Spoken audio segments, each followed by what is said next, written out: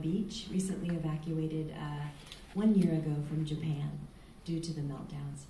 After 25 years in Japan, I evacuated with my 2 daughters due to the meltdowns, the nuclear meltdowns of 2011, March 11th. We lived with a Geiger counter for a year, testing our food and our ambient atmosphere in our environment. Our city, Wakayama, is 380 miles away from the Fukushima reactors, and yet we measured locally caught fish to be highly radioactive.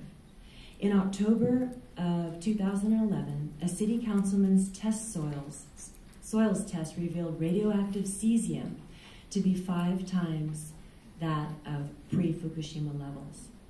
I researched my daughter's school lunches and found 40% of the ingredients coming from areas near Fukushima. So I can attest that contamination in food goes way out of a 50-mile radius, or the NRC proposed 10-mile radius.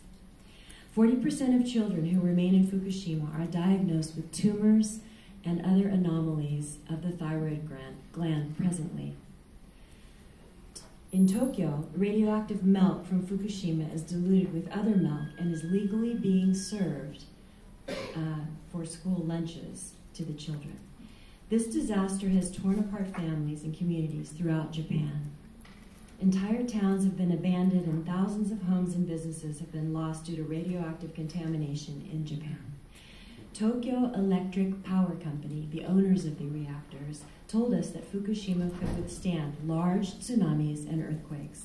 No one ever imagined the magnitude of the 3/11 disaster.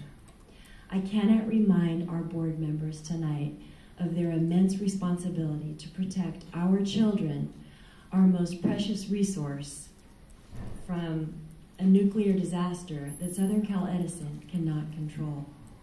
It is an abomination that amidst the wake-up call of Fukushima, Edison has proposed restart of the defective Unit 2 reactor at San Onofre.